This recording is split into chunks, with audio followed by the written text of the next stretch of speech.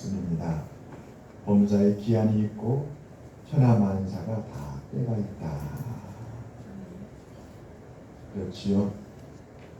범사가 기한이 있고 천하만사가 다 때가 있지요. 장마도 시작되는 때가 있고 끝나는 때가 있습니다. 우리가 계획한 일들도 시작하는 때가 있고 그 계획한 것이 이루어지는 때가 있습니다. 병자를 치료하고 죽은 자를 살리시고 좌절과 고통 가운데 있는 가난한 사람들에게 복음을 전하였던 예수님께서 이제 이 땅에 오셔서 이루고자 하셨던 그 구원을 이루실 때가 되었습니다. 십자가에서 죽으시고 인류의 구원을 이룰 때가 이제 가까이 온 것입니다. 그래서 주님은 지금까지 병자를 치료하고 죽은 자를 살리고 그리고 가난한 자에게 복음을 전파하면서 아직까지 말씀하지 않았던 그 십자가의 고난과 죽음을 제자들에게 말씀하시게 됩니다. 22장 15절에 이렇게 기록되어 있습니다. 내가 고난을 받기 전에 함께 이 유월절 먹기를 원하였노라. 유월절을 맞이해서 이제 드디어 예수님께서 고난에 대해서 말씀하시기 시작합니다. 고난은 참 마음 아픈 일이죠. 고난은 참으로 힘든 일입니다. 고난을 말할 때가 있는 것이죠. 이제는 고난을 말할 때가 되었던 것이었습니다. 21절에 보면 나를 파는 자의 손이 나와 함께 상이 뜨다. 유월절 최후의 만찬을 하는데 예수님을 파는 자의 손이 그 상위에 함께 있다는 것입니다. 가룟유다를 가리키는 것이죠. 참으로 예수님은 가룟유다를 제자 삼으시고 이것이 하나님의 뜻이라 생각하며 그 가룟유다가 자신을 팔도록 허락하였던 것이었습니다. 예수님은 가룟유다가 예수님을 팔아서 십자가 고난을 겪게 될 것을 아시고 이제 이 일로 말미암아 제자들에게 어떤 일이 일어날 것을 아시고 마지막 교훈을 제자들에게 하시게 됩니다. 그것이 바로 오늘 말씀입니다. 예수님은 예수님의 고난과 죽음으로 말미암아 제자들이 믿음을 잃어버리게 될 것을 아셨습니다. 그래요. 병자를 치료할 때는 얼마나 많은 사람들이 모이는지 모릅니다. 소경의 눈을 뜨게 했을 때 사람들은 놀랐습니다. 나병 환자의 그 나병을 치료했을 때 온 이스라엘이 다 예수님께 모였습니다. 그러나 고난은 누구도 좋아하지 않습니다. 고난과 죽음은 제자들에게 큰 시험이 될 것을 아셨던 것이었습니다. 왜 예수님께서 고난과 죽음을 겪게 되었을까요? 그것은 바로 세상의 권세 잡은 이방의 집권자들 때문이었습니다. 세상의 권세 잡은 자들은 예수님을 죽이려 하였고 마침내 로마 병사들의 손에 이끌려서 주님 십자가에 못 박히시게 됩니다. 세상의 권세를 가진 이방의 집권자들로 인하여서 제자들 사이에도 다툼이 일어납니다. 그래요. 권세라는 것은 사람을 이렇게 흔듭니다. 권세 있는 사람들을 바라보면 우리도 영향을 받게 되죠. 그들로 말미암아서 그들과 같이 우리도 같은 생각을 하게 됩니다. 제자들도 그러한 영향을 받아서 누가 예수님의 좌편과 우편을 차지할 것인가, 우리 제자들 가운데 누가 예수님 앞에 첫째가 되고 둘째가 되는 것인가, 이런 다툼이 있었던 것이었습니다. 예수님은 흔들리는 제자들에게 그렇다면 누가 큰 사람인지 알려야 될 때가 왔구나, 이걸 가르쳐야 될 때가 왔구나, 고난 앞에서 누가 큰 자인지, 믿음을 잃어버리게 될 제자들을 위해서 꼭 필요한 교훈을 이제 말씀하실 때가 됐다라고 주님은 판단하셨습니다. 오늘 말씀은 이러한 모든 상황 속에 있는 제자들에게 구원의 길을 열어주시고 이 땅에 오신 주님의 그 뜻, 인류 구원의 뜻을 이루기 위해서 주신 말씀입니다. 사랑하는 여러분, 모든 시험과 환난과 흔들리는 믿음을 지키고 구원을 이루는 것은 놀랍게도 오늘 말씀에 예수 그리스도의 기도에 달려있다, 이렇게 주님께서 말씀해 주고 있습니다.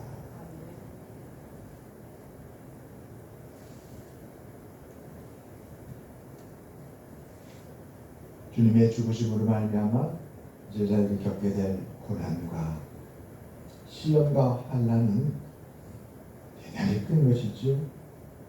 어떻게 이 모든 것을 견디고 이기며 마침내 주님의 구원을 이룰 수 있을 것인가? 그 길이 무엇인가? 놀랍게도 오늘 말씀에 예수님은 그리스도 예수 주님의 기도가 바로 이런 것을 이룬다라고 이렇게 말씀하시는 것입니다. 예수님은 제자들에게 누가 큰 자냐고 다투는 제자들에게 큰 자는 바로 섬기는 자다. 저는 오늘 또 우리 전사님께 너무 감사했어요. 저한테 쪽지를 주시는 것을 오늘 주부에 빠졌는데 그 쪽지를 저한테 보내주셔서 제가 예배 안내를 잘할 수 있도록 큰 힘이 되었습니다. 오늘 식사 기도는 우리 장로님이라고 이렇게 써서 보내주셨습니다. 우리 전도사님께서 이렇게 섬겨주셨기 때문에 제가 이걸 광고할 수 있는 게 아니었습니까? 작은 일도 큰 일도 돕는 자가 있을 때에 얼마나 큰 힘이 되는지 모릅니다. 섬기는 자가 큰 자입니다. 오늘 아침 우리 전사님께서 되게 큰 일을 해주셔서 제가 전사님께 너무 감사합니다.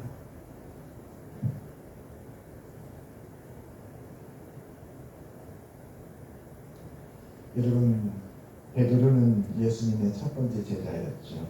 성경에 보게 되면 예수님이 십자가에 못 박히시기 위해서 그 대제사장의 뜰 안에 잡혀 끌려가셨을 때에 베드로가 따라갑니다.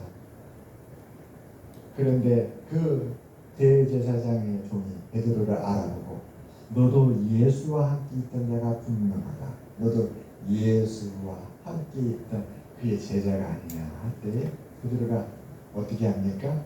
나는 예수를 모른다. 나는 예수라는 사람을 전혀 모른다. 내가 어찌 예수를 알 수 있냐? 3번 부인합니다. 그런데 3번 부인하고 난 다음에 그 다음에 닭이 오죠. 닭이 오는데 이 베드로가 어떤 모습을 보이는지 성경에 이렇게 기록되어 있습니다. 닭이 3번을 자 베드로가 예수님께서 하신 말씀이 생각나서 통곡하며 울었더라. 오늘 말씀을 보게 되면 이 베드로에게 일어난 이 일이 그의 의지로 일어난 것이 아니라 그의 노력으로 일어난 일이 아니라 예수님으로 말미암아 일어났구나. 여러분, 오늘 말씀에 예수님이 이렇게 말씀하십니다. 너희가 믿음이 떨어지지 않도록 내가 기도할 것이다. 예수님의 기도, 예수님의 사랑, 예수님의 돌봄, 예수님의 인도하심이 이 베드로로 하여금 내가 사랑하는 주님을 3번 부인하였구나 라는 걸 깨닫고 눈물을 흘리며 통곡하게 만들었다. 여러분, 주님의 기도가 우리를 다시 일어서게 하는 줄 믿습니다. 예수님의 기도를 보면서 우리는 기도에 대해 다시 생각하게 됩니다.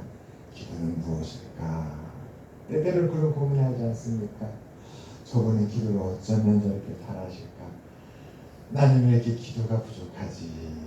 저분의 기도하는데 어떤 한마디가 참 감동이 되고 가슴을 울리고 저도 장례식장 가서 이렇게 다른 장례식장 참여해서 다른 목사님이 장례 인도하는 걸 보면 제 마음속에도 그런 생각이 들어요. 저 목사님은 어쩌면 이렇게 설교도 나보다 잘하시고 기도도 나보다 잘하시고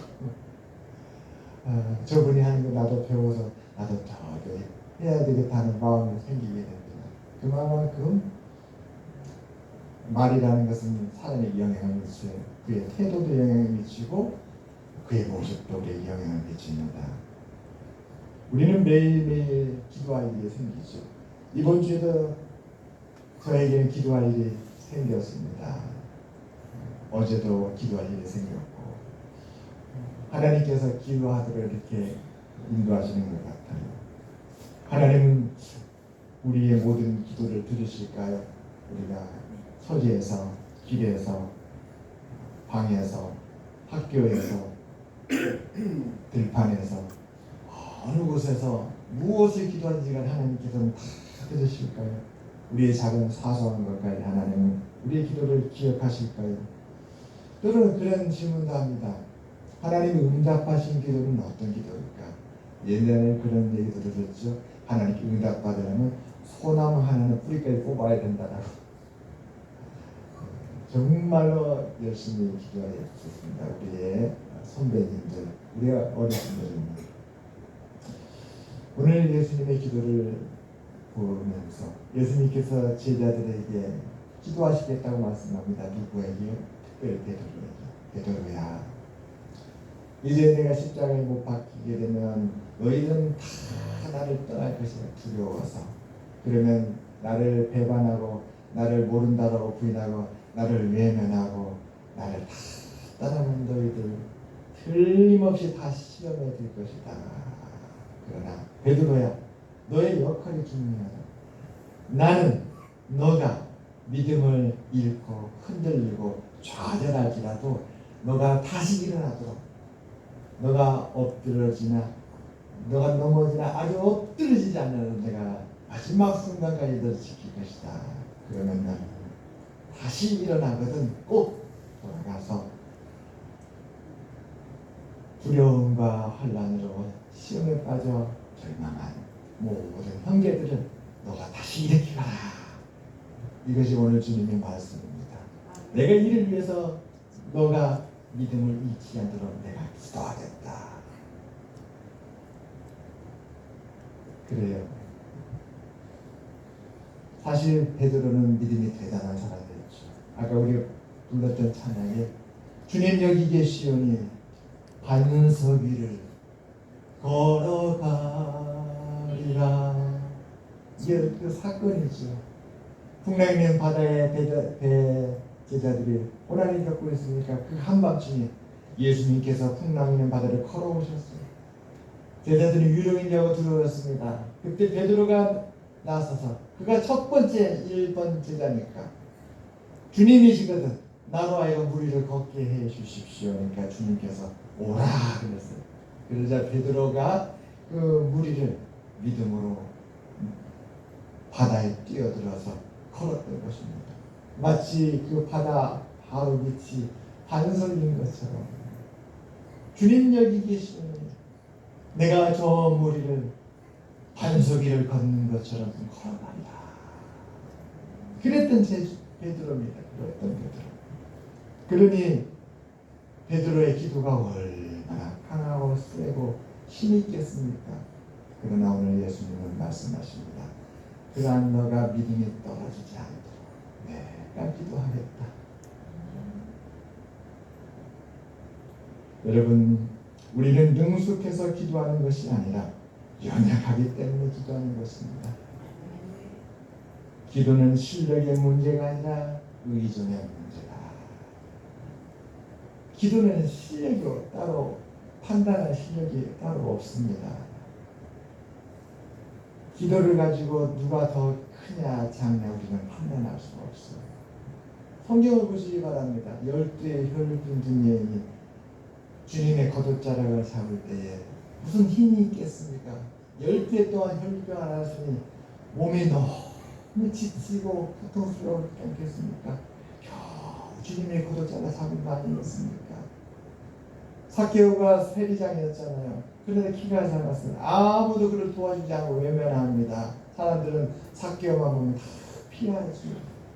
그러니 삭개오가 방법이 없어서 나무에 올라간 것입니다. 나무에 올라온 삭개오가 예수님은 몸이 터져라 부른 것도 아니고 숨어서 보려고 올라간 것 뿐이에요. 그런데 예수님은 그 삭개오를 아시고 삭개오야, 삭개오, 내가 오늘 너희 집을 유하여야 되겠다. 여러분, 기도는 실력의 문제가 아니라 의존의 문제입니다. 주님, 저는 부족합니다. 주님, 저는 연약합니다. 주님을 의지하고 주님께 은혜 받기를 소원합니다. 베드로는 얼마나 충성되고 그의 열심은 얼마나 대단한지 모릅니다. 주님과 함께라면 감옥에도 죽는데도 가겠습니다. 그의 믿음은 하늘을 찌를 것 같았습니다. 그러나 예수님의 대답은 전혀 달랐습니다.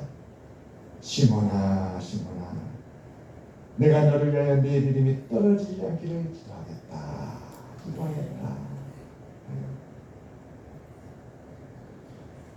흔들흔들 흔들리는 우리, 어둠의 권세의 공격을 받으면 감당할 수 없는 우리들, 그런 우리를 위해서 누가 중보하십니까? 예수님이 중보하는 것입니다. 아멘. 이제부터 그렇게 기도해 보시기 바랍니다. 주님, 저는 주님 앞에 엎드리는데 무슨 말을 해야 될지, 어떻게 기도할지 잘 모르겠습니다. 하나님 앞에 제 마음을 드리고 싶고 하나님께 기도하고 싶은데 저는 혀도 입술도 말도 모든 게 어눌합니다. 모세처럼 저는 혀가 뻣뻣하고 굳습니다. 도대체 무슨 말을 어떻게 할지 모르겠습니다. 한마디 더 붙여보세요. 예수님 도와주세요. 예수님 도와주세요. 주님, 이 시간 저의 인도자가 되어주세요. 인도자가 되어주세요. 그러면 주님께서 한마디 한마디 인도해 주실 것입니다. 우리가 처음에 기도할 때 모든 걸 다 준비하고 기도하는 거 아닙니다. 우린 그럴 수가 없어요. 주님 여기 계시기에 그 가사처럼 우리와 함께 계신 주님께서 한 걸음 한 걸음 인도해 줄 때 우리는 그렇게 한 걸음 한 걸음 따라가는 것입니다.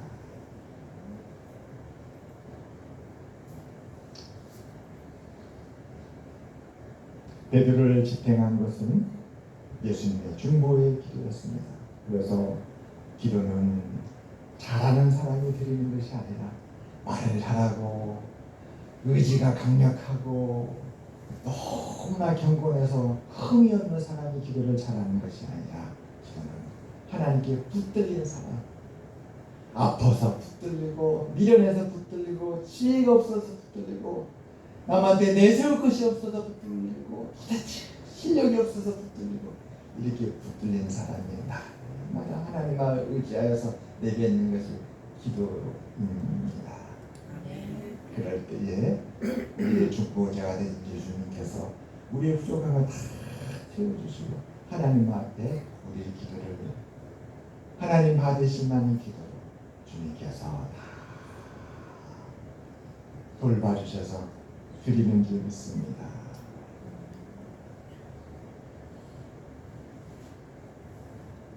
우리가 너무 연약하여 삶의 바닥을 치고 있을 때에 성령님은 우리의 갈망과 영혼의 고통스러운 소원을 하나님 아버지 귀에 들려드리는 분입니다.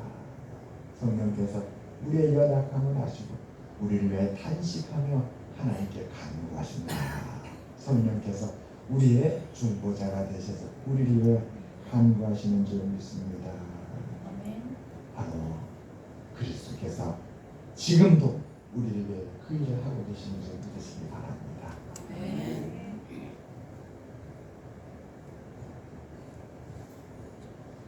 저도 기도에 대해 큰 일이 있습니다. 우리 옆집 문제를 놓고도 기도해야 되고, 또 태양광을 놓고도 기도해야 되고, 또 가을에 임직식을 위해서도 기도해야 되고, 또 새로 오신 분들을 위해서도 기도해야 되고, 기도할 것이 많은데 제 기도로서 이루어지는 게 아니에요. 저는 연약해서 하나님께 의뢰하는 거죠. 의뢰하는데 우리 믿음이라는 게 참 부족하고 연약하잖아요. 주께서 우리를 도우시는 분이었습니다. 베드로를 도왔던 거죠. 그렇게 호언장담했던 베드로, 주님 절대 십자가 죽음이 주님께 있지 않도록 제가 나서겠습니다. 그랬던 베드로가 제일 먼저 세 번이나 부인했어요. 우리는 똑같아요. 우리는 그런 존재, 우리는 그렇게 연약합니다. 그런데 우리는 그런 우리를 누가 일으켰습니까? 예수님이 일으켰습니다. 우리의 기도도 주님께서 붙들어 주실 것입니다. 우리의 믿음도 주님이 붙들어 주실 것입니다. 주님을 바라볼 때 주님께서 우리의 인도자가 되시고 구원자가 되시는 줄 믿습니다. 기도하겠습니다. 하나님 아버지, 오늘 이렇게 월간주일 사랑하는 성도님들